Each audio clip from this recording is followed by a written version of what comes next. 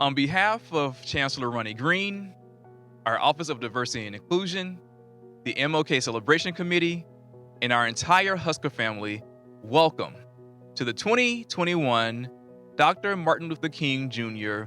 Commemorative Celebration event.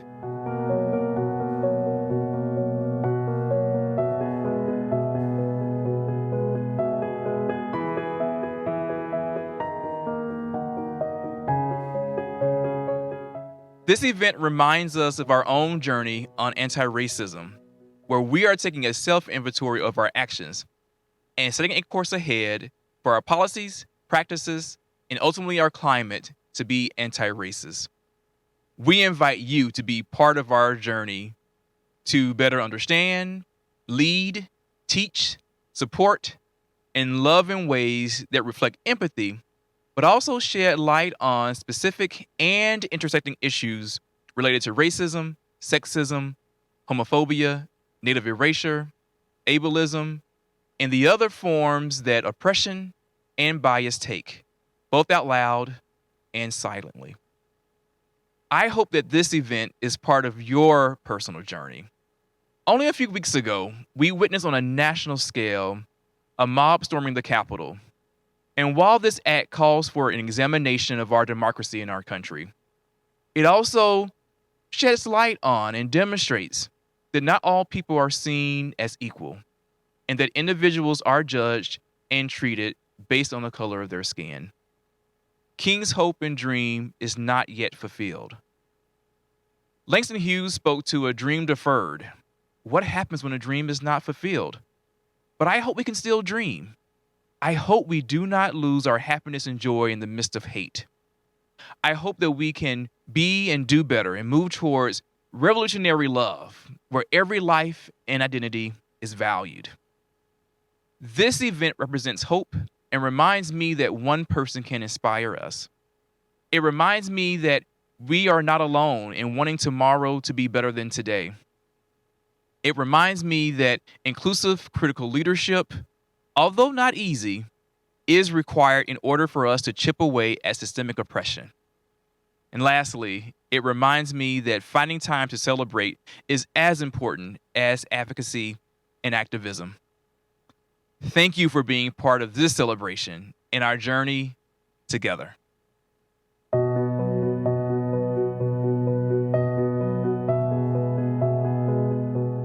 On behalf of the MLK Week Committee, we welcome you to the 2021 Martin Luther King Jr. Commemorative Celebration. This year's theme, Continue to Speak Out Against All Forms of Injustice to Yourselves and Others, was designed to highlight a year of historic social movements and community action, from an ongoing global health pandemic to racial unrest that has sparked demonstrations and movements across the globe. The calls for social justice and equity and inclusion reverberate loudly throughout the nation. This year's commemoration charges us to become active participants in the fight for a community that safeguards equity, inclusion, justice, and respect for all. We are charged to speak up, speak out, and engage in difficult conversations, equity-based actions, and to heed the words and actions of leaders such as the Reverend Dr. Martin Luther King Jr. Each year, UNL memorializes the legacy of Dr. King through an annual celebration, honoring his life and work while recognizing campus and community members whose work epitomizes the ideals, life, and work of the civil rights leader. This work has become more pronounced and needed during historical unrest and insurgency of social and political activists. We hope today's event provides insight into both national and local leaders engaged in the work of social justice and community service. We hope it inspires both individual and collective action towards equality. While an annual celebration, today's event is commemorated following a year of reckoning, which was demonstrated through last year's 50-state protests, the largest demonstration ever recorded in U.S. history, occurring summer 2020. This year, we seek to reinforce UNL's commitment to diversity, equity, and inclusion by honoring those whose personal and professional work demonstrates extraordinary and sustained dedication to these ideals through the awarding of the Chancellor's Fulfilling the Dream Award, words of affirmation through our members of our campus community, Stunning performances led by the Nebraska Repertory Theater and the St. Louis Black Repertory Company, and a moderated conversation with our renowned speaker, Dr. Bernice A. King, daughter of the Reverend Dr. Martin Luther King Jr. and Coretta Scott King. At Nebraska, we have experienced several efforts designed to ignite action and conversation, including Chancellor Green's appointed Journey to Anti-Racism, led by several members of our campus leadership, groundbreaking research by our faculty, dedicated service and initiatives led by our staff, and several student-led efforts, such as the Black Student Union's Care Bag program for the Lincoln community. While our celebration is virtual in its platform, we have developed this experience to be one that engages, ignites action, and continues in a tradition of forward momentum. We invite our campus and community to commit to speaking out against all forms of injustice through service, connecting with organizations and leaders both on and off campus, and supporting and engaging in work and efforts led by the Office of Diversity and Inclusion. Thank you for joining us in the 2021 Martin Luther King Jr. Commemorative Celebration. Good morning. On behalf of the Office of Research and Economic Development, we are proud to support and engage in the actions of this year's MLK Commemorative Celebration.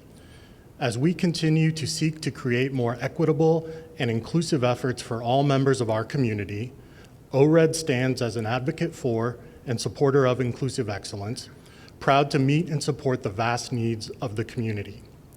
Now, I would like to introduce our next session.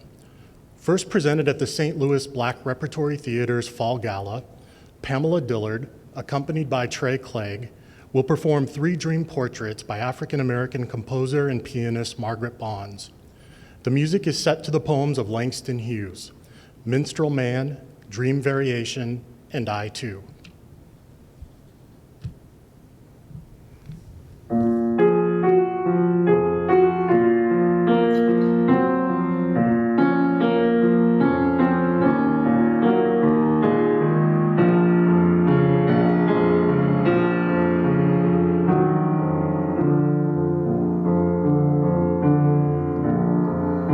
Because my mouth is wide with laughter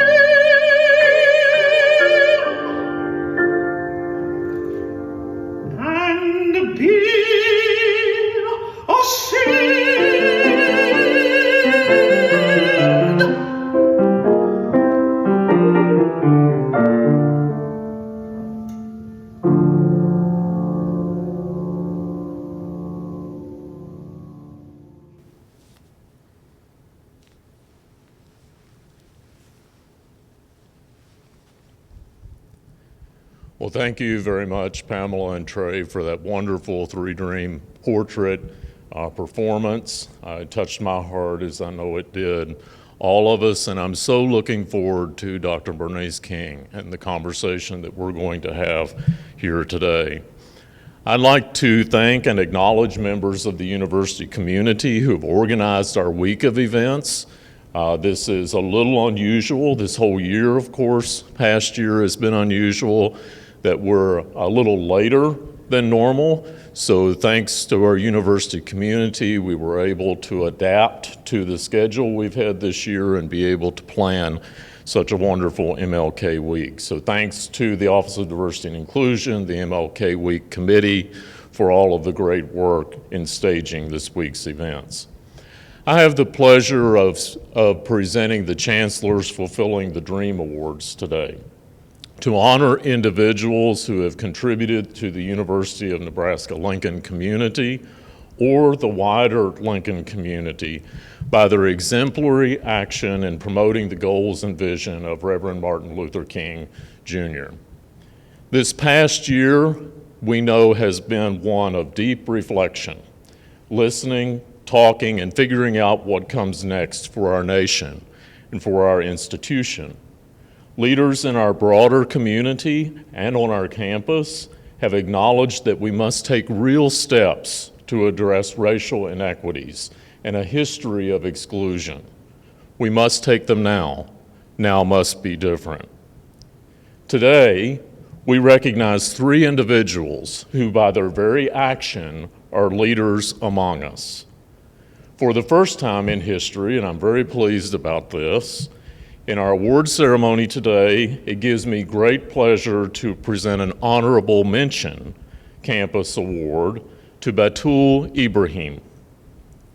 Batul led UNL's Black Student Union in giving back to the community, speaking out about violence against Black communities, and sparking change.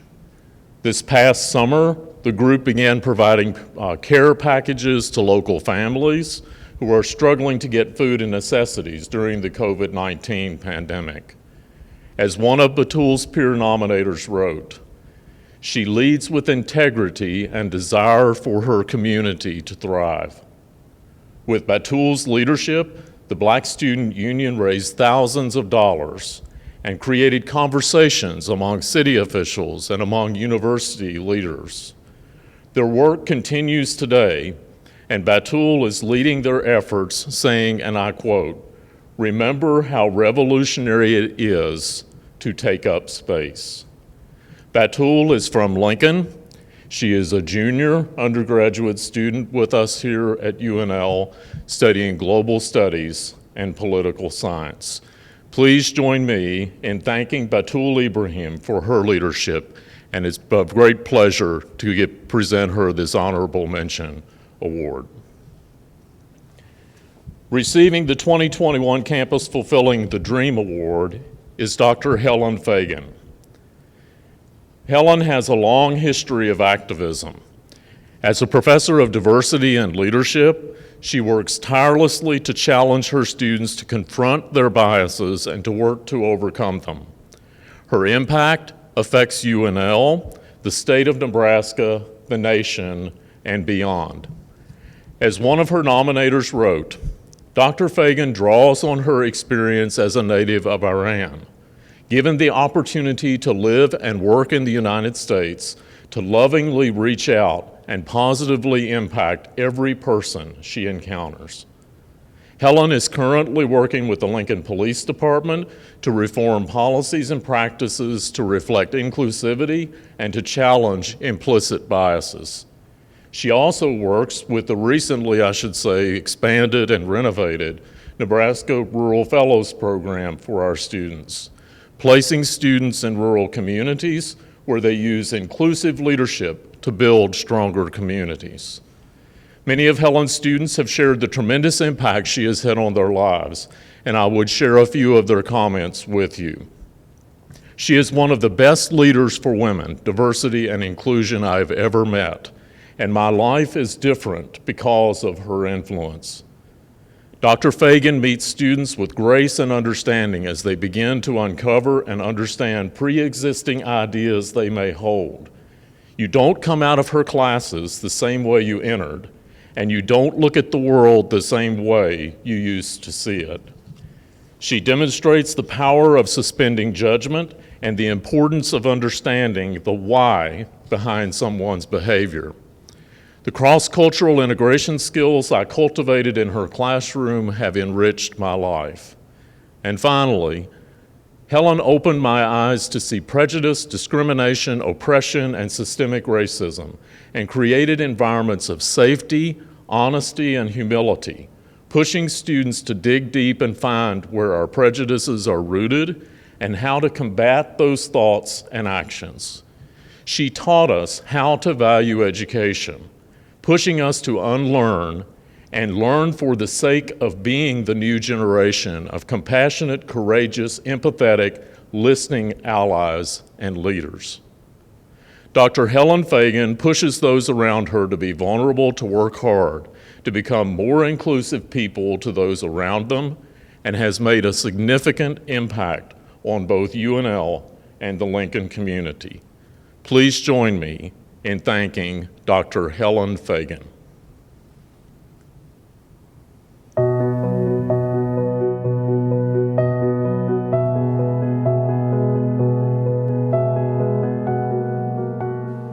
Thank you, Chancellor Green and the MLK Committee for this great honor.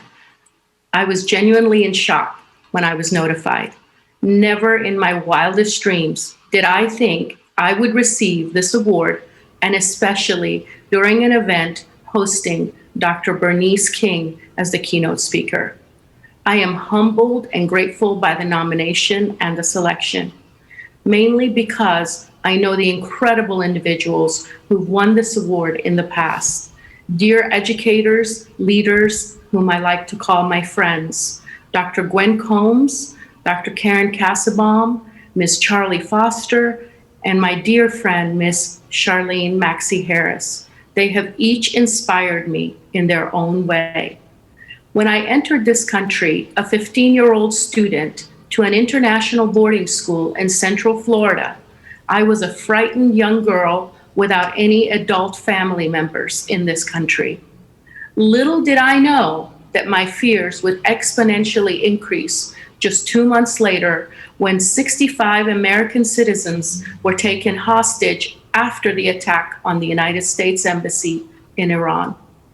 Living through the hate thrust upon us, Iranian students, made me work hard to lose my foreign accent and do everything in my power to blend in and hide my identity as an Iranian.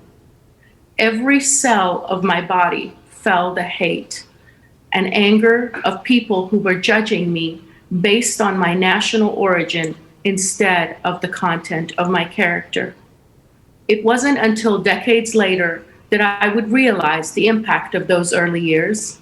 It took a great deal of work on my part and the love and encouragement of so many people for me to be here and to be the person that I am today. Realizing the dreams of my parents to attain a PhD when they sent me to this country for an education. I am indebted to my husband and my sons for their deep encouragement and support. In the nearly 30 years of doing diversity, equity, and inclusion work, I've come to firmly believe that we cannot expect our organizations, our schools, our communities, and even our places of worship to realize the dreams of Dr. King until we take a look within ourselves and figure out our own biases and the ways those biases impact our words, our actions, and our decisions. My approach has been to challenge students and leaders with one question. Who would you not want your child to bring home as their future spouse? To my students, I ask, who would you be most afraid to bring home as your future spouse? I ask this because I believe most of us sincerely believe and agree with the words of Dr. King, while not recognizing our own biases until our biases show up at the door as the future spouse of our children or grandchildren. My challenge doesn't stop with the question. I want people to not only uncover the answer to that question, but to really understand the impact of that answer on their personal and professional lives. Most students do the work because they know it's linked to their grade. Often, leaders who are humble and willing to grow make time to do the work. Since I began asking the question nearly 20 years ago, I've observed the transformative power of the work on individuals. I've had the privilege to come alongside students and leaders as they dedicate time and energy to become the kind of person who authentically strives to live out the tenets of Dr. King's dreams. Those who are willing to dig deep often uncover that the narrative that they've believed about a population comes from the fear caused by their own ego or pain inflicted by a single person, which they've blanketed over a whole population, or misinformation shared by someone they love or admire. The truth is, the bricks of injustice lie in the heart and mind of each one of us. We will not realize the dreams of Dr. King until we do this internal work. We begin to take down the bricks of systemic racism when we remove our ego, our fears, and biases as the barriers to someone else's success. Until we grapple with those bricks, we will struggle to create a workplace, school, or community free of injustice.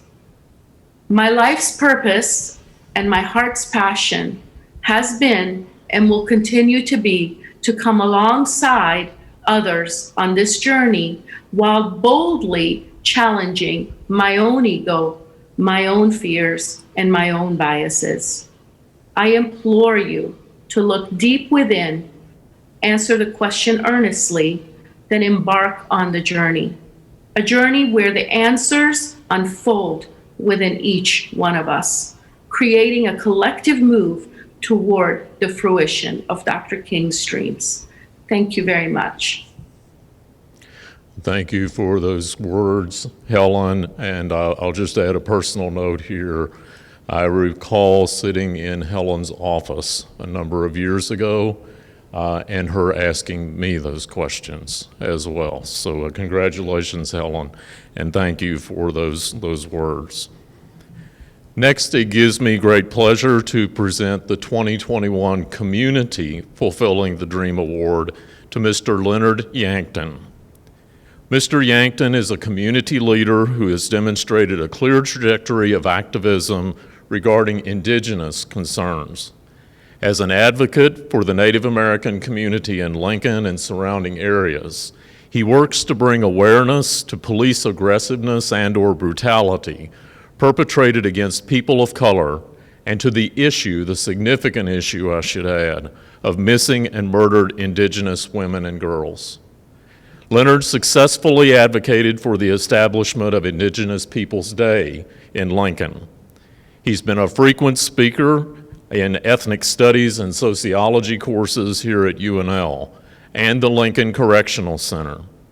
According to his nominators, Mr. Yangton leaves students highly engaged and riveted to their seats as he shares his insights and wisdom about defying stereotypes, championing untold stories, rising above low societal expectations, and helping those persons with good intentions toward Indigenous communities to turn good intentions into positive impacts. He has lectured in Sweden, Denmark, and Northern Scandinavia, drawing parallels between the Indigenous peoples of Sweden and the Indigenous peoples of the United States, sharing his experiences both on and off of the Lakota Sioux Reservation, and his knowledge of Native American culture, history, and current issues.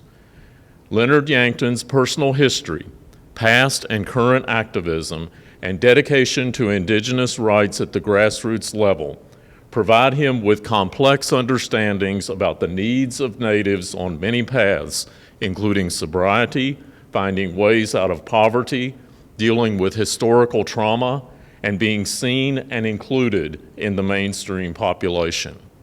He demonstrates the work that must be done to positively impact Indigenous peoples. Please join me in thanking and honoring Mr. Leonard Yangton.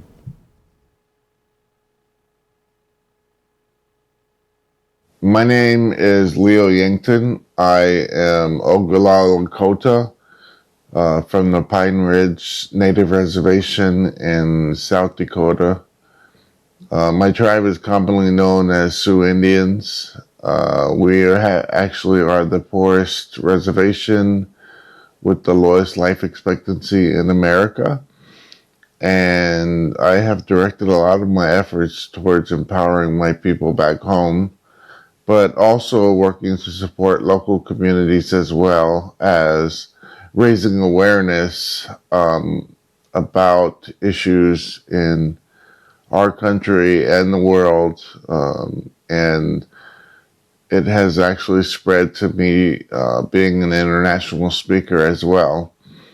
So a lot of my efforts that I have done up to this point have basically given me personally the feeling that I should be taken seriously now. But as far as deserving an award, I don't actually feel personally that I deserve any awards, and in all good conscience, to accept an award of this magnitude, I have to think about people like Martin Luther King Jr. and even more local heroes like Frank Lemire, Russell Means, Susan LaFleche, Picot, even Chief Standing Bear.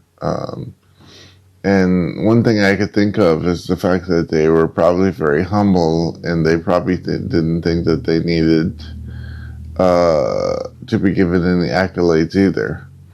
But in all good conscience, to accept an award like this, I would have to accept it, not thinking that I deserve it, but thinking that I will earn this. I will keep continuing to make efforts to earn this for the rest of my life. Because when I think of Martin Luther King, I think of him as someone who would probably be humble and also think that he didn't need a bunch of accolades, but that he was doing the work he was doing because it needed to be done and because it was the right thing to do. And so I will continue to do the right thing, and I appreciate accepting this award. Thank you.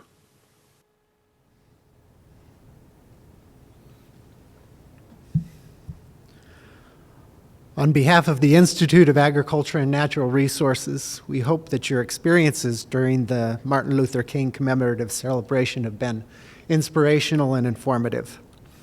At INR, our mission calls for us to value diversity, create opportunity, accelerate inclusion, foster belonging, and maximize impact. We stand as advocates and supporters of inclusive excellence, proud to meet and support the vast needs of our campus community. I would like to introduce the next part of our program. Students from the Johnny Carson School of Theater and Film at UNL will perform 2 monologues. Brannon Evans offers a selection from Fires in the Mirror, Anna DeVere Smith's documentary drama about the Crown Heights race riots in 1991. This excerpt is a portion of an interview with American playwright and journalist Thulani Davis. Nadia Williams will then perform a monologue from August Wilson's The Pittsburgh Cycles, a 10-play series depicting African-American life in the 20th century America. This monologue is from the 9th play in the cycle, King Hedley II, and takes place in Pittsburgh in 1985.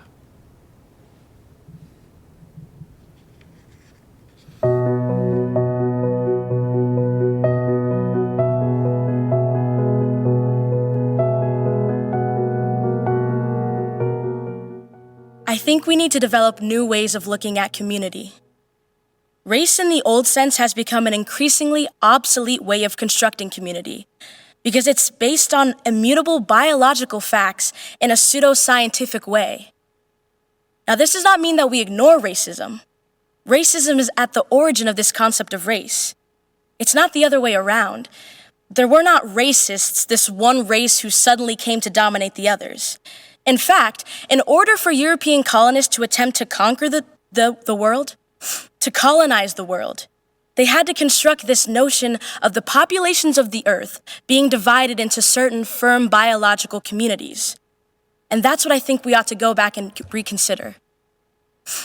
So when I use the word race, now I put it in quotations. Because if we don't transform this intransit, rigid notion of race, we will be caught up in this cycle of genocidal violence that is at the origin of our history. So I'm convinced, and that's what I'm working on in my political practice right now, that we have to find different ways of coming together. Not the old notion of coalition in which we anchor ourselves very solidly in our specific racialized communities and simply voice our solidarity with other people. I'm not suggesting that we do not anchor ourselves in our own communities. I feel very anchored in my various communities. But I think that, to use a metaphor, the rope attached to that anchor should be long enough to allow us to move into other communities, to understand and learn. I've been thinking a lot about the need to make more intimate these connections and associations, and to really take on the responsibility of learning. So we need to find ways of working with and understanding the vastness of our many cultural heritages, ways of coming together without rendering invisible our heterogeneity. I don't have all the answers.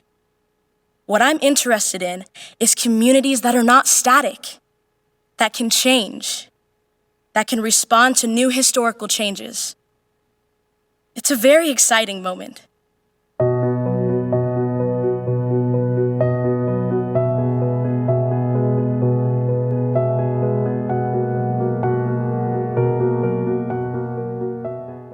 I ain't raising no kid to have somebody shoot him, to have his friends shoot him, to have the police shoot him. Why? I want to bring another life into this world that don't respect life.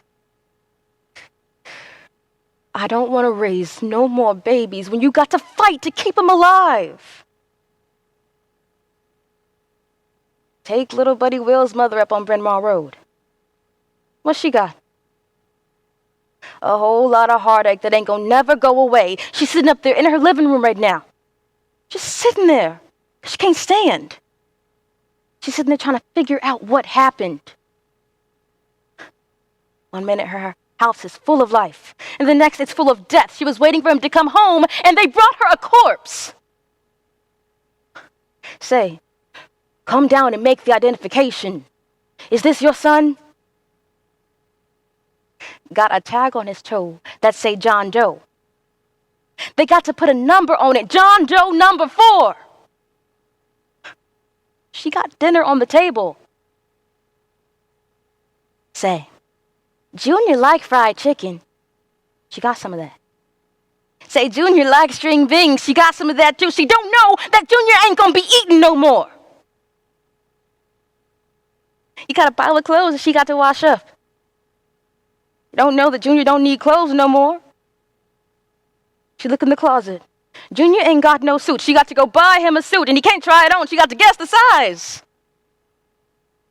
Somebody come up and tell her, oh, Miss So-and-so, your boy got shot.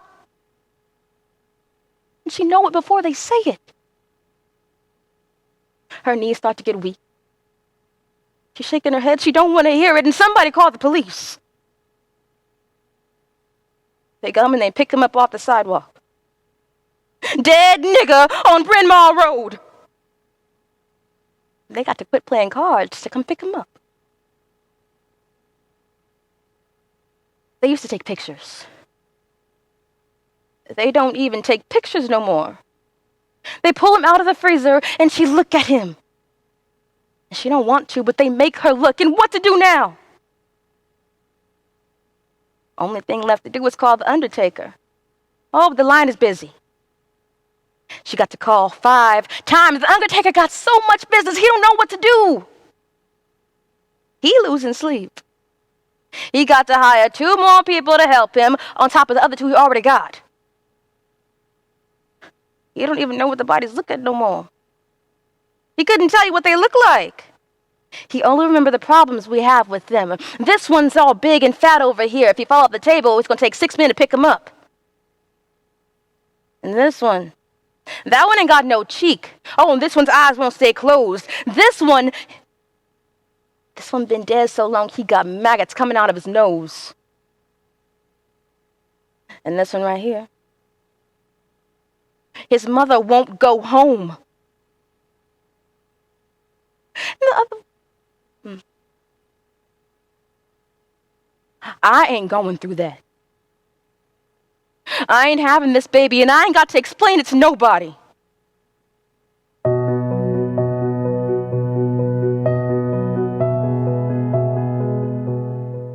On behalf of the University of Nebraska-Lincoln, we welcome Dr. Bernice A. King to our 2021 Martin Luther King Jr. Commemorative Celebration as our honored guest and speaker.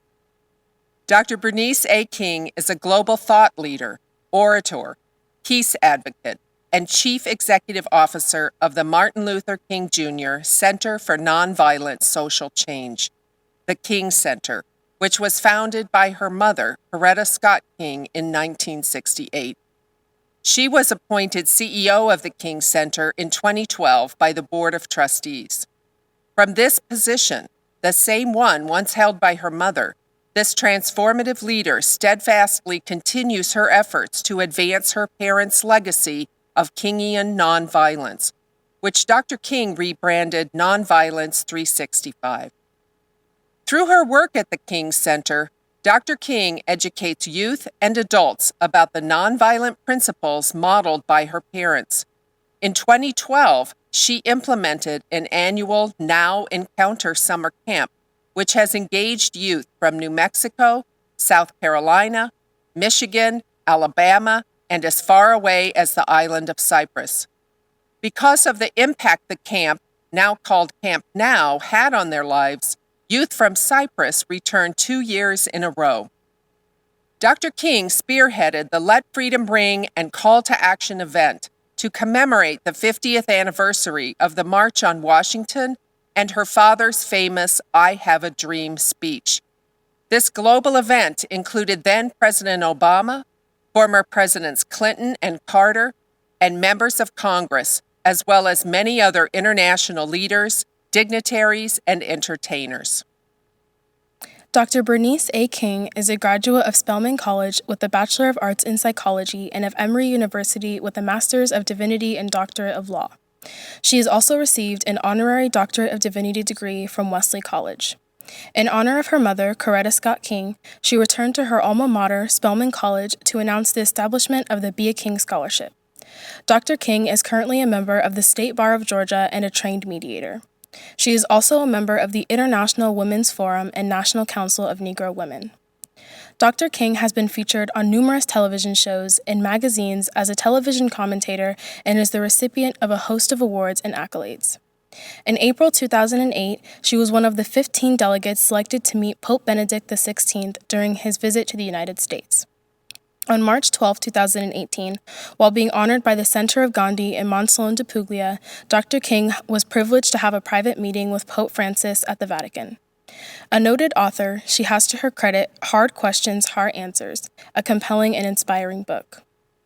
Dr. King is an innovative, energetic, and committed leader dedicated to taking her parents' legacy and teachings, the King Center, and the work of creating a more peaceful, just, humane world with Nonviolence 365 into a new era. Please join me in welcoming our esteemed speaker to our 2021 Martin Luther King Jr. Commemorative Celebration and a moderated conversation with Dr. Nkinji Friday, Assistant Vice Chancellor of Strategic Initiatives. Good afternoon. Thank you all so much for joining us for this conversation with Dr. Bernice King. Our university is honored to have Dr. King as our keynote speaker for the 2021 MLK Commemorative Celebration. Welcome, Dr. King. We are so honored to have you here at the University of Nebraska-Lincoln. Of course, we are in Lincoln, Nebraska. We're Central Standard Time. Thank you so much for joining us today. Sure. Thank you for having me. I said a little bit earlier that our theme this year is actually continue to speak out against all forms of injustice to yourselves and others, and you will set a mighty example for your children and for future generations. This actually is a quote that is attributed to you, and so we thank you for that. Any thoughts about our quote that we're using this year for our MLK commemoration? Any thoughts about the quote that you just said? Yes, ma'am. The quote that we're attributing to you. I think it's self-explanatory. The best way I know how to re-emphasize it is with another quote. My mother said that struggle is a never-ending process. Freedom is never really won. You earn it and win it in every generation.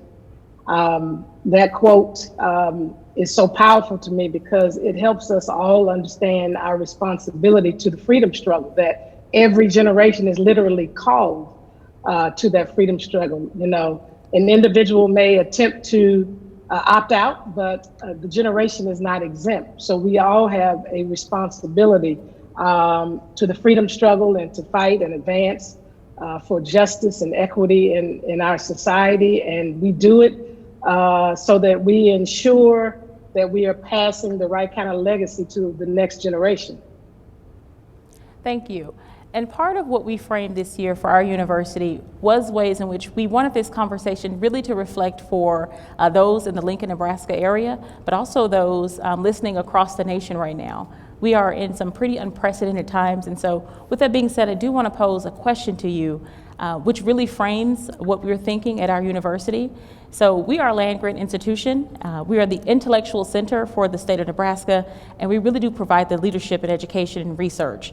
And part of our designation means that the citizens of Nebraska benefit from the knowledge and the research that's generated by our faculty and students, which of course includes the work of diversity, equity, and inclusion.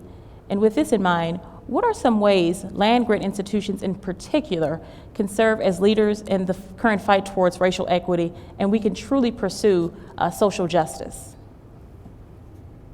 You know, I think one of the critical places to start is extending the research past what, you know, is traditionally relied upon when we do research. When we look at the history of the United States of America from a racial and equity lens, there are so many new museums. There are so many new thought leaders and voices on the subject. There's a new museum in Montgomery, the Legacy Museum, from enslavement to mass incarceration. These are resources that I think would be critical for your institution to look at in terms of research, because what we're going to have to do going forward, one, is we have to re-educate people. There's been a mass miseducation in the United States of America, and that's not just confined to the white community, that's all communities. There's a lot of missing information, there's a lot of falsity and lies and half-truths, and we would do ourselves a disservice if we continue to move forward and not engage in that massive re-education campaign. And I think land-grant institutions like the University of Nebraska and others can play a very critical role in that research and creating new offerings. And what I mean by that is coming up with new courses based off of the new research, and using it as a pilot and an opportunity to influence other universities to do the same thing. So, you know, for me, that's what's most important, because everybody is talking about justice and equity and trying to figure out, okay, what do we put in place? But if we don't re-educate people, what we put in place will be just as faulty. And so research is so vital to that, and certainly the right research. And so that's why I mentioned the other new resources. I call them new resources. And, you know, I'm not quite sure how they are offering their services today in light of the pandemic. But I do encourage everyone who is listening to me, when you get an opportunity, please take advantage of the museum that I mentioned, the Legacy Museum in Montgomery, Alabama. And then they also have the memorial to lynching victims. It is, for me, it is the most critical museums in terms of understanding the birth of white supremacy and how it has weaved itself into our systems and structures in our country. And that enlightenment and knowledge is so critical if we're talking about, you know, building a society that's truly equitable and truly just. Thank you for that. And part of this has been me thinking as you're talking, I'm just reflecting on my own personal experiences, but of course, efforts that we have underway at our university. I would be remiss if I didn't mention this past January, of course, just a few weeks ago. And I will be honest and say that I absolutely am a follower of yours on various forms of social media. And so when I got this privilege to talk to you, one of the questions that was really burning for me, where do we move forward as we're thinking about January 6th in particular? the storming of the U.S. Capitol, I think we saw a lot of people in particular across the United States, but also globally, start to really question where we are in the United States when it comes to our own democracy, but questions about racial equity were really front and center. And I, of course, was streaming through and looking at some of your own thoughts there. But my question is really, as we're thinking about this, we are so polarized. Things seem to be so divisive. But how do we engage in these conversations, especially as you're thinking about ways we can create education and curriculum? But how do we engage in conversations when the current sentiment and climate are volatile and they really do seem to be impassable at this point? Well, we have to kind of change our approach to how we look at people and how we engage in these conversations.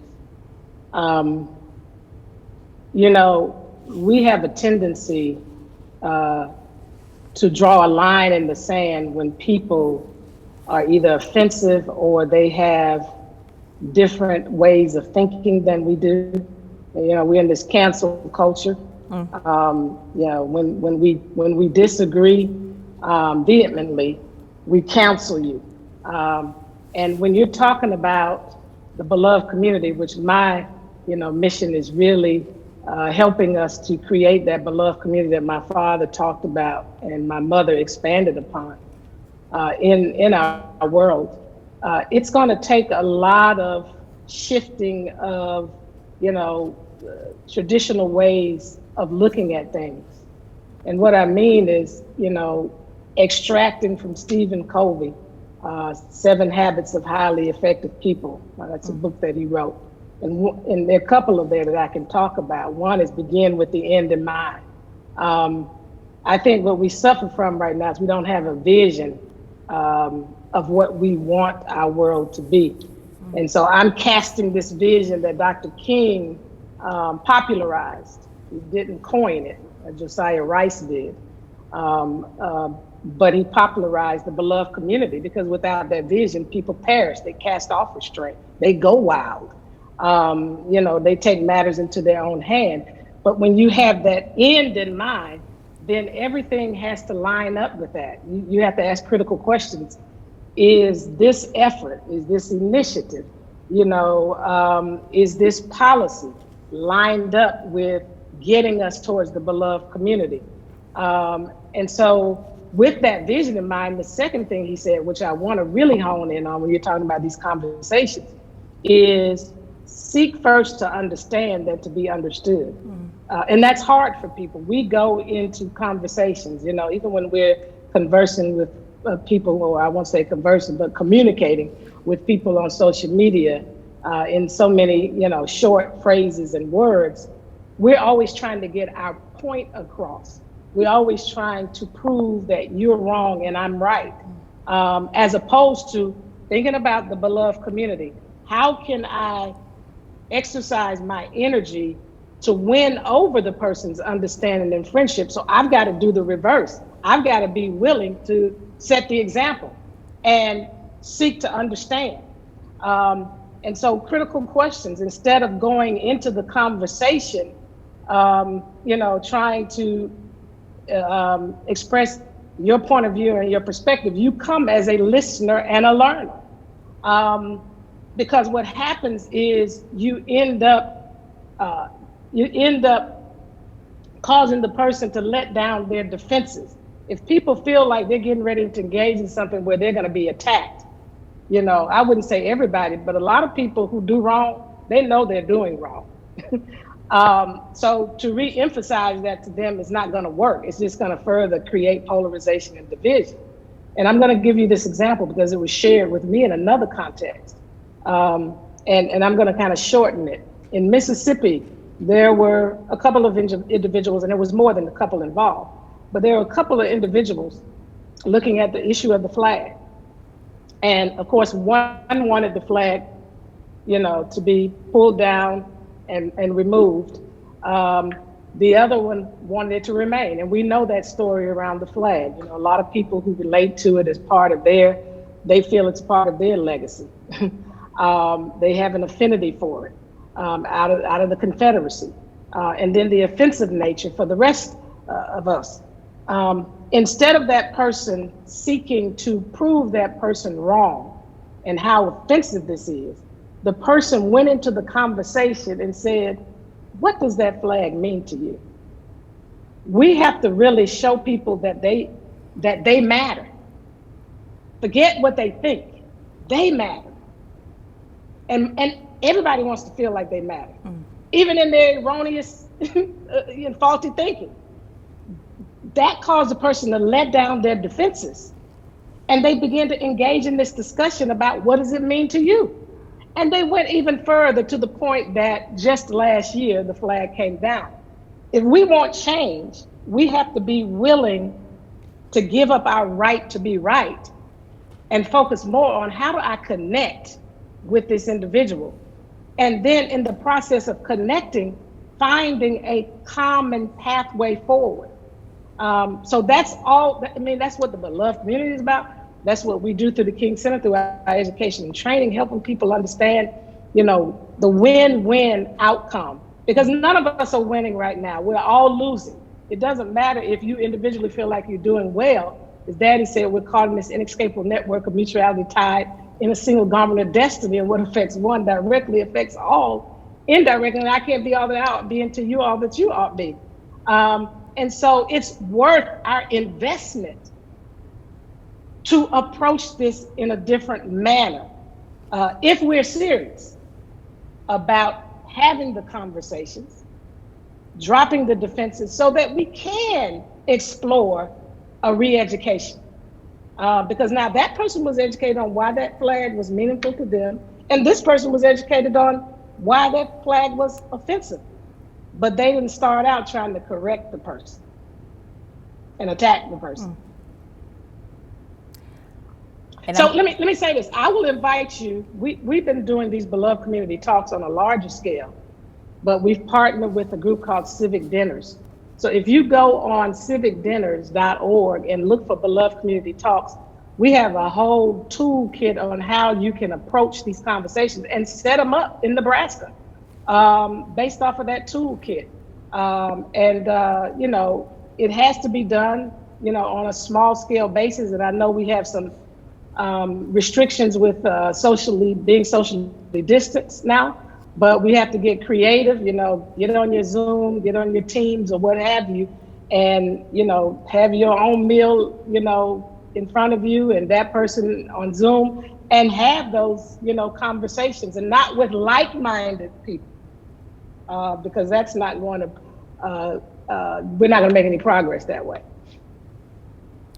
Thank you for that. And again, reflecting, I was born and raised in Mississippi, Jackson, Mississippi to be specific, and I can say that flag conversation is definitely one that has, for that state in particular, for my state, has been ongoing. And even though recently we have a new flag, we no longer fly the Confederate flag as the state flag, those conversations took a long time. They were difficult conversations, and it was a very tumultuous history, but I can tell you that essentially it is so important to engage in conversation. So thank you for that, Dr. King.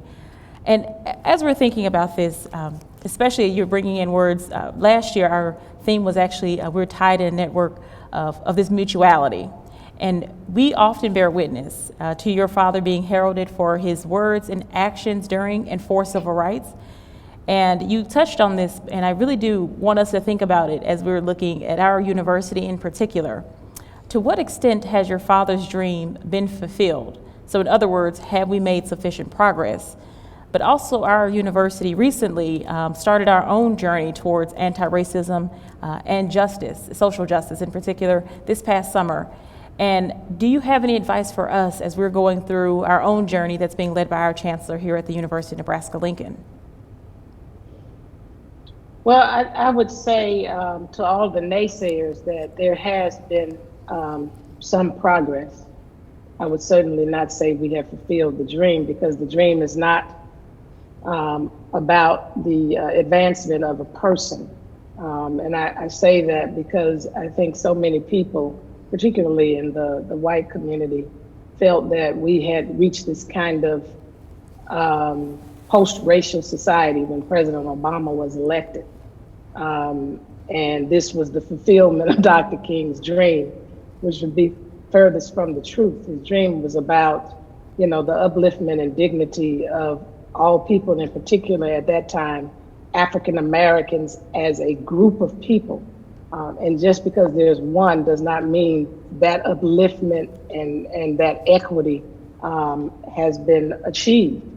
And so I would say, if anything, the part of his dream that has been fulfilled is when he talks about the children joining hands. You know, he talked about Stone Mountain. Yes, back in, I forget the actual year, but we celebrated my mother's 75th birthday at Stone Mountain, which to me was like, wow, look how far we've come. That was a place where it was prohibited and very dangerous for Blacks to gather, and let alone enjoy anything. And so the joining together, the connection, which is very vital, that people don't realize, that some people feel like, you know, it's worse because the Black community is worse economically. And when we were in the segregated times, we had our own businesses. But the reality is, you know, there's only so much wealth within the Black community. The reason, if you think about it, the reason that white America and corporate America is wealthy is because of us.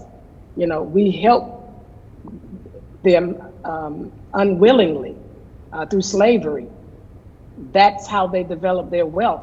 So we live in a world where we are interrelated, interconnected, and rely upon each other. And so we need to be in a society where Blacks can have businesses in other communities, you know, and have patrons from other communities and not just our communities. And so what that dream was about was, first, how do we break down that barrier that keeps us segregated and not having certain opportunities and some access. And I think we accomplished a great deal of that in the sense that legalized segregation, what we call de jure segregation, is no more.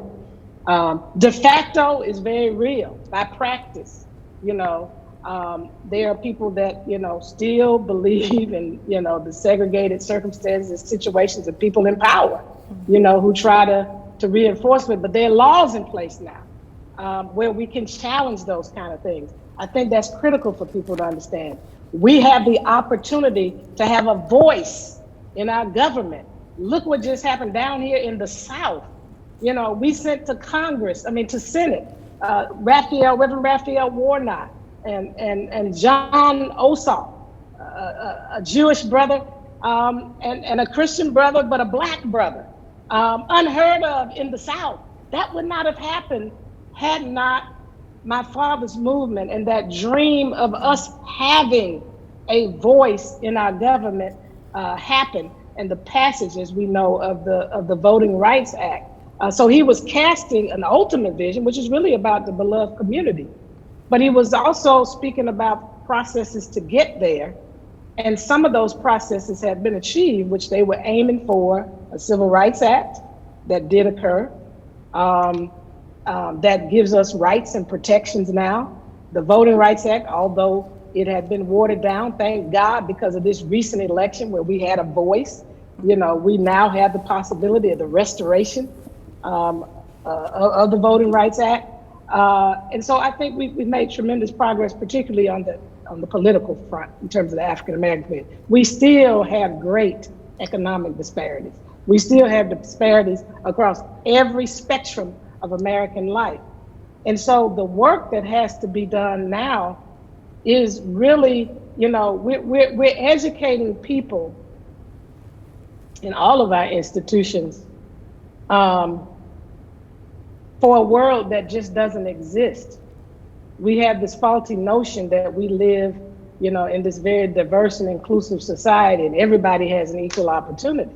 And so we have to really look hard at how do we really prepare our students to become participants in creating this new America, you know, that is founded on true, not just diversity, but inclusion, and that is moving towards equity. And let people understand equity. There's a diagram, some of you have seen it on the internet, that explains, you know, the difference between equality and equity. You know, equality means sameness. If the school system on the north side of town gets 500,000, the school system on the south side of town gets 500,000, that's equality. You know, they were treated equally. But the problem is the south side has so many, you know, deficiencies, disparities. And so they're gonna need more so that it can be equal. And so you know, we've gotta start letting people understand, let's move the conversation, and I'm glad we're doing that, away from just equality to really, you know, equity, and what is the work that needs to be done to create that equity in our society. Thank you. And speaking of historic elections, during the inauguration of President Biden and Vice President Harris, Poet Laureate Amanda Gorman delivered a stirring poem that has really taken the nation, I say, by storm. It's resonated with so many people. And as we focus on developing a university community that creates a more just, humane, and peaceful environment for all, how can we, in the words of Amanda Gorman, quote, lay down our arms so we can reach out our arms to one another and to seek harmony to none and harmony for all? I don't want to simplify it, but some of this really is simple. In this sense, I'm going to steal from one of the most popular brands in our country. We just got to do it.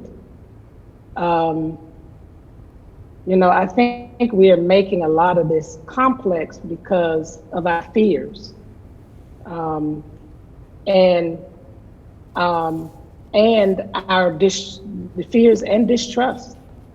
You know, those are two of the greatest enemies of our ability to let down. You know, a lot of people in the Black community don't trust the white community because through our years of struggle, you know, there's not been coming alongside. And a lot of people perhaps in the white community have fears, but they're unfounded fears. You know, they're groundless fears. They've been based off of a lot of propaganda. And so if we're going to get there, you know, what I alluded to earlier, we're going to have to do that work in those groups of kind of disarming each other and making personal commitments. I mean, we're in a personal assessment time. This is not about one group of people or another group of people in terms of who participates in the change. This is about everybody participating in the change, but in order to do that, you got to do a personal inventory of where you are in all of this, your own, you know, implicit biases, your own lack of information, ignorance, and whatever fears or distrust or whatever that is you have. And everybody has to decide to make an individual commitment to the process and join efforts. There's a lot going on right now in this nation in a good way. And people need to join some of the things, you know, that there's so many initiatives, there's so many efforts that are happening. I know we have a lot of stuff happening here in Atlanta. I just wish we would find a better way to coordinate all of this. Because sometimes I think we're running over each other. And I think we can be much more impactful if we look at the resources that we have. If you look at all the resources you have there in Nebraska, you know, you could be the convener of organizing, you know, all of these resources in a way that's meaningful, that also invites people into the process. And, you know, I don't know what that would be, but, you know, every time I'm sitting in a meeting in Atlanta and people are talking about racial equity, I'm like, are you aware of this group over here and what they're doing? You know, how do we pull all this together, look at it together, so we're moving synergistically, and we're ensuring that we are being inclusive enough that everybody has not just a place of involvement, but also has a part of the plan to move forward. The danger is to do something for something without involving the people in the initial stages of the planning that you're doing something for. It's about doing it with. And speaking of this, so this past summer, and we've mentioned this a few times, but we witnessed historic 50-state protests in response to the deaths of George Floyd, Ahmaud Arbery, Breonna Taylor, and others. These movements were also local in our own city and our own state, as many of our students and organizations led demonstrations, they led drives that really were designed to highlight racial inequity, social injustice, and really historic marginalization. What are your thoughts on the Black Lives Matter movement and just similar movements that we see today? You know, my first thought is, thank God that these young people wouldn't let up. You know, it would have been so tragic if young people around this nation were not galvanized to say, no more. You know, we will no longer wait. We are, you know, making certain demands, and that persistence has paid off. Have we solved anything yet? But what we've done, which is critical, is that we've awakened some sleeping giants in different sectors across this nation. And I know because I've been in conversations with many of them. There are people seriously, like never before, really looking at how do we create a more equitable society? How do we create a more equitable corporation? You know, how do we create equity in our educational system? That's because these young people under the banner of Black Lives Matter, you know, kept it at the forefront. And even as it kept, quote unquote, dying down after one police killing after another, they kept coming back and coming back. And we applaud them for that. And so many people around this country now are, you know, organizing. People are talking about agendas, you know, for the current administration. People are talking about plans, as I said in Atlanta here through our Chamber of Commerce, a racial equity plan coming out of our business community. That's because of Black Lives Matter. Let's just be frank. And because what happened with George Floyd, had people not gotten out there, it just would have been dismissed. You know, people had to get out there under that banner. And it started with Trayvon. And then we see the birth of the Black Lives Matter. People were clear that this wasn't about all lives matter. It became clear. We are bringing from 2012, really from the movement, but into this new age, Black Lives Matter, you all. So when you see this happen with George Floyd, this is about this is what we've been talking about. Thank God for the pandemic, because you've been forced to really reckon with this stuff. But guess what? We want police reform, but that ain't it. We want to deal with systemic racism that has created the environment for all of this. So let's look at this in the face. So thank God. What I would say though, in light of that, is this is the best opportunity with a new administration, a new climate, in terms of the words that are coming out of Washington. This is the opportunity to really do what my father said, which is the nettlesome task is to discover how to organize our strength into compelling power so that those in power cannot elude our demands. So my challenge and charge to the generations behind me is to really spend that time organizing and strategizing around your strengths, the strengths that are needed to bring about certain policy changes, you know, with public safety, you know, policy changes in voting, policy changes dealing with education and health, and we can run the gamut. Economics, the economy, jobs, wealth creation, etc. Home ownership. Create the plan and the strategy, and then work it, but do it where everything is coordinated. Because that's what I fear right now, is that everybody's kind of running in all these different directions, and we might water down our ability to make substantial change. And speaking of, when we're thinking of, especially, I think we always frame things historically, and then we frame them in modern context. And many people assume that the historic civil rights fight was just that. It's historic, it was a long time ago. But how do we help people really draw those parallels between the civil rights movement to the current calls for social justice? Because again, we love to quote Dr. King, to hear those words, especially during this time of the year. But right now, there are current calls for those very calls for justice still resonate. So how do we help people to draw those parallels between, the 60s, the 50s, to currently where we are? And how do we provide people and individuals with ways they can become partners towards this fight towards equity and justice? Well, I think that's where when you talk about research institution, again, taking that research and putting it in a form where people can look side by side. This was the 50s and 60s.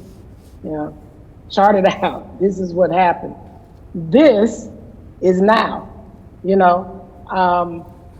People need to see where those issues still are with us. For instance, poverty is still, if not worse, it's still as bad, if not worse, today as it was when my father launched the Poor People's Campaign. We can say that, but people need to see the stats. They need to see the data. And a lot of times that's enough for people to say, I get it, and not say, well, that's over. I don't know how anybody right now could assume that what was in history is still historical. The Voting Rights Act itself, when you think about the way in which people were disenfranchised back in the day, and the efforts that were made, in some of our elections over the last few years to disenfranchise, closing down areas so people have a long distance to go to try to vote. That becomes a barrier, and purposeful, instead of making it readily available. In the 60s, they had issues like that too. I heard the story about Reverend Otis Moss, who went to, Reverend Otis Moss Sr., who went to a polling place because he thought it was his place. And then he got there and they said, no, you need to go to this other place. And he had to walk down to another place, and he got to the other place, and then they sent him to another place. By the time he got there, he couldn't vote because it was closed. Time was up. That's no different than, what I just spoke about in terms of shutting down those polling places, making it hard for people. So it's not historical. What happened historically, because I want to talk about this side of it too, is that, because we had this statement that was, that was my granddaddy's movement. We different. And a lot of times it comes out as if we're more radical. Well, is it radical to fight people, or is it radical to have the discipline to stand up strong and know how to protect yourself, take blows and not blow somebody else because you're willing to sacrifice enough for a greater cause? And when you examine that movement, Andrew Young made an important point recently. The majority of them lived past my father's assassination. Yes, my father lost his life, but Andrew Young is 80-something. Joe Lowry lived to be in his 90s. John Lewis, 80, and it was cancer. Dr. C.T. Vivian. These are all people that were in the midst of this and got beat upside the head, but they are here. And what came from that sacrifice that allows these this generation to even benefit and do some of the things that they're doing that they wouldn't be able to do if those people had not stood strong in violence, you know. So that movement is very relevant to now, because what you're faced with, the giants that we are faced with, is going to take the same galvanization and discipline to face and overcome and create, you know, new possibilities. So, and I forgot the second part of the question. I'm sorry. No, that's you asked okay. There was another part to that question. So essentially, I'm looking. You said make. So we're really thinking about ways we're individualizing this as well, for those who are looking at movements and where do we fit in. I know one thing we received before we had this program, a lot of questions thinking about it on an individual level. How can I contribute as well on an individual level? As we're thinking about the histories behind this, of course, we're thinking about history versus modern context, but how do we essentially encourage those people to see the parallels between this and now, and how they can be also ambassadors for equity, justice, and inclusion? Well, you know, when people are looking at then and now and becoming ambassadors, the best thing is to connect with people who are doing the work that parallels the then and now. You know, I think there's this searching that there's something I can do that's new and different. And we got a lot of the answers, and we have a lot of the things and ingredients that's needed. We just got to connect, and individuals have to connect. Don't try to create something new. Find something that fits your passion and connect with it. You know, if you're a policy person, see how you can connect with color change. What are ways you can, you know, amplify what they're doing? What are ways that you can complement what they're doing on the policy side? You know, we have the NAACP and the efforts that they're doing. In fact, the NAACP Legal Defense Fund just announced, you know, they're going to be providing scholarships for students who are interested in going into law and practicing in specifically the racial justice area. They're going to fund that education because we need more attorneys like Ben Crump. And so what can I do? I'm a student and I'm trying to figure it out. I'm going to law school. What better way? Seek that opportunity out. Whatever's happening in Nebraska, because I think you'll get frustrated if you try to come up with what I can individually do. It's really not about individually do, it's what we're going to do collectively. And so attach, you know, find out what exists, attach. And the only time we should create something new is if we really are filling a gap. You know, when Brian Stevenson created that museum, that was a gap. We had the Museum for American History and Culture, African American Museum for History and Culture.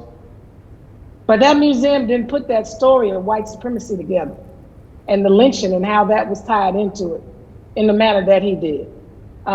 So, I mean, that's the only thing I know to say to individuals, because when I hear that, I hear this frustration and this drive to kind of want to create something. And I'm always telling people, please don't create too many more nonprofits. There are too many in America. Those nonprofits need your financial support. They need your talents, you know, and your creativity.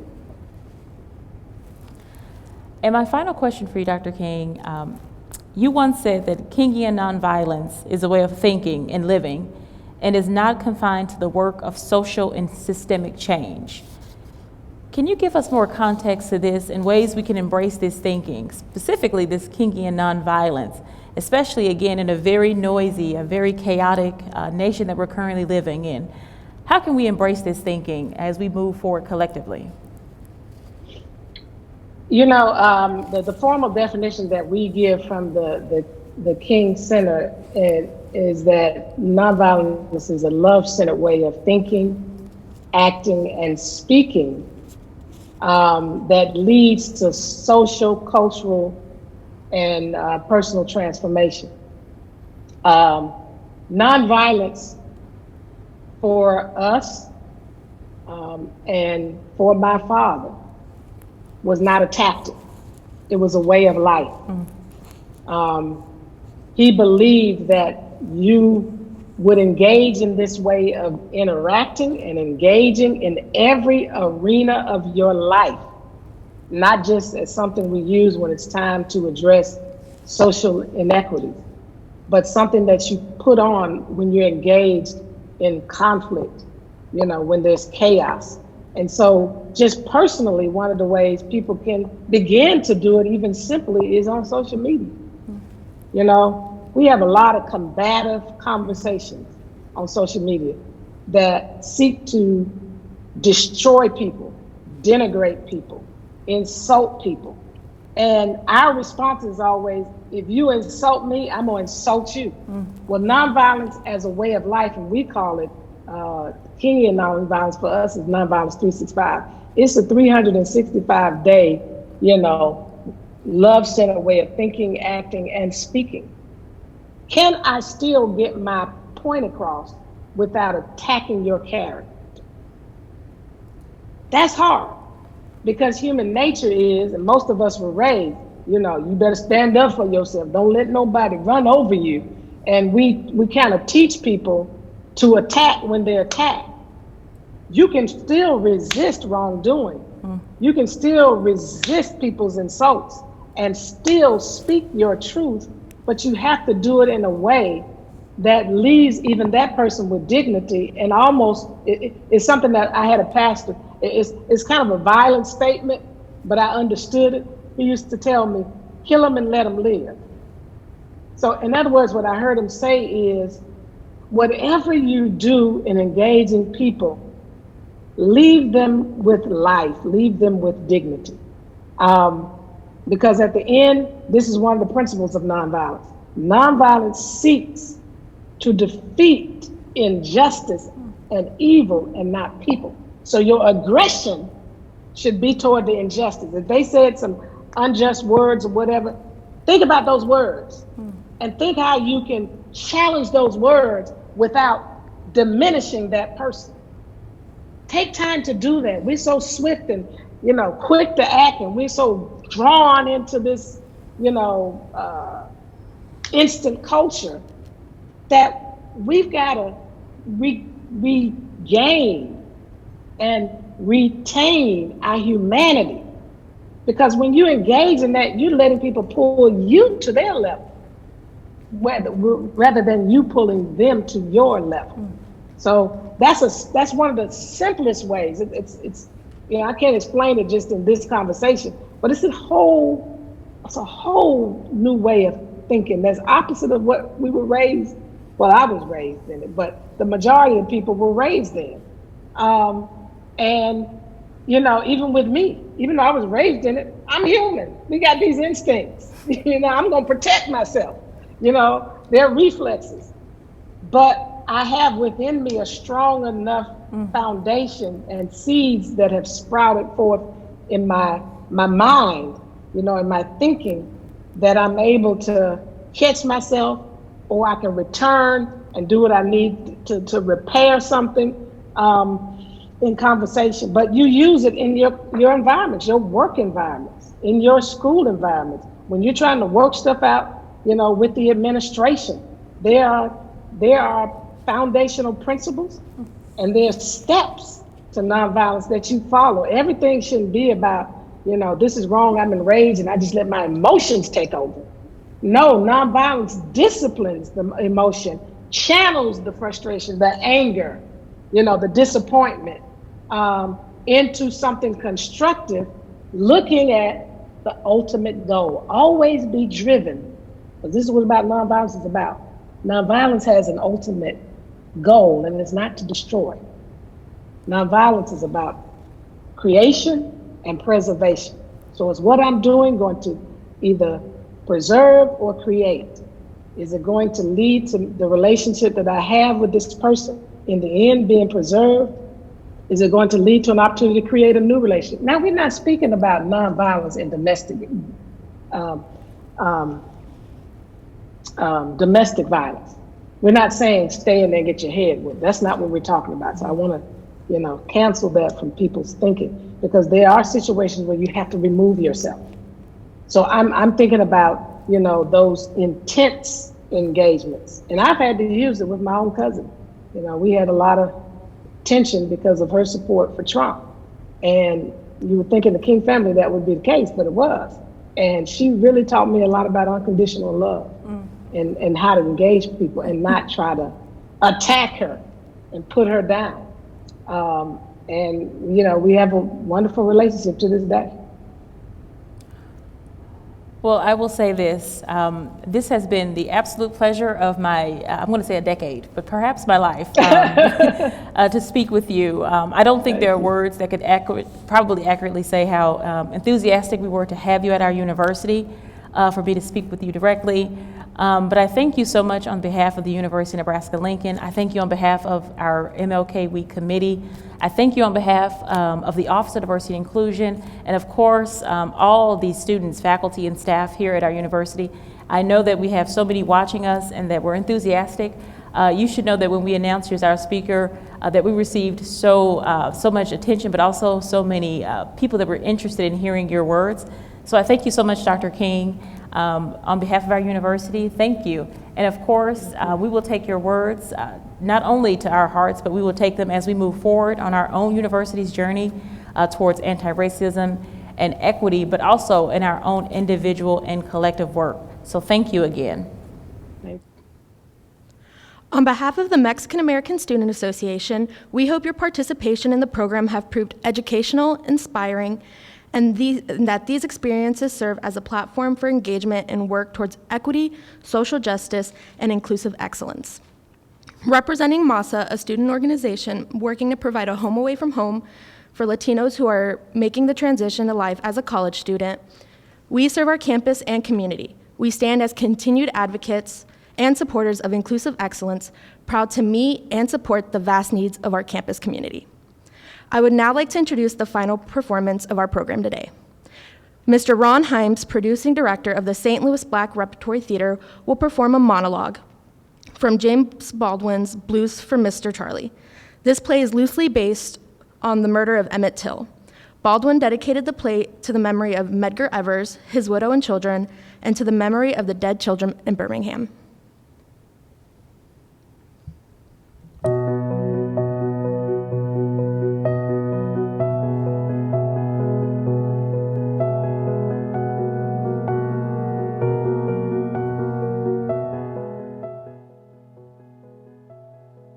My heart is heavier tonight than it has been before.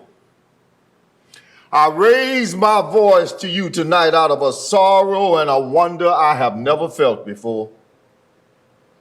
Not only I, my Lord, am in this case, but everyone under the sound of my voice and many more than that feel as I feel, and tremble as I tremble, and bleed as I bleed. It is not that the days are dark. We have known dark days. It is not only that our blood runs down and no man helps us. It is not only that our children are destroyed before our eyes. It is not only that our lives from day to day and every hour of each day are menaced by the people among whom you have set us down. We have borne all these things, my Lord, and we have done what the prophets of old could not do. We have sung the Lord's song in a strange land, in a strange land. What was the sin committed by our forefathers in the time that has vanished on the other side of the flood, which has had to be expiated by chains, by the lash, by hunger and thirst, by slaughter, by fire, by the rope, by the knife, for so many generations on these wild shores in this strange land? Our offense must have been mighty, our crime immeasurable, But it is not the past which makes our hearts so heavy. It is the present. Lord, where is our hope? Who or what shall touch the hearts of this headlong and unthinking people and turn them back from destruction? When will they hear the words of John? Now, when the children come, my Lord, and ask which road to follow, my tongue stammers and my heart fails. I will not abandon this land, this strange land which is my home. But can I ask the children forever to sustain the cruelty inflicted on them by those who have been their masters and who are now, in very truth, their kinfolk, their brothers and their sisters and their parents? What hope is there for a people who deny their deeds and disown their own kinsmen, and who do so in the name of purity and love in the name of Jesus Christ? What a light, my Lord, is needed to conquer so mighty a darkness. The darkness rolls in on us and grows in black and white alike. I have set my face against the darkness. I will not let it conquer me, even though I know it will one day destroy this old body of mine.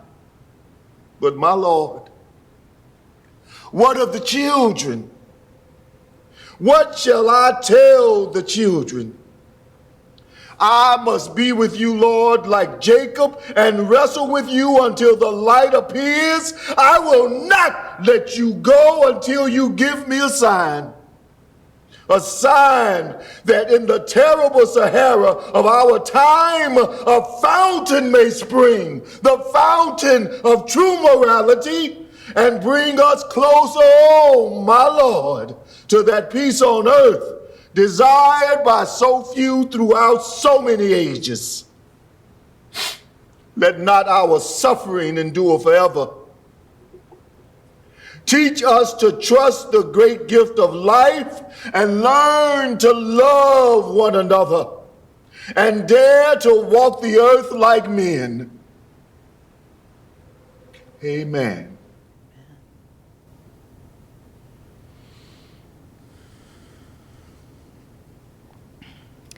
Thank you for attending our 2021 MLK Commemorative Celebration.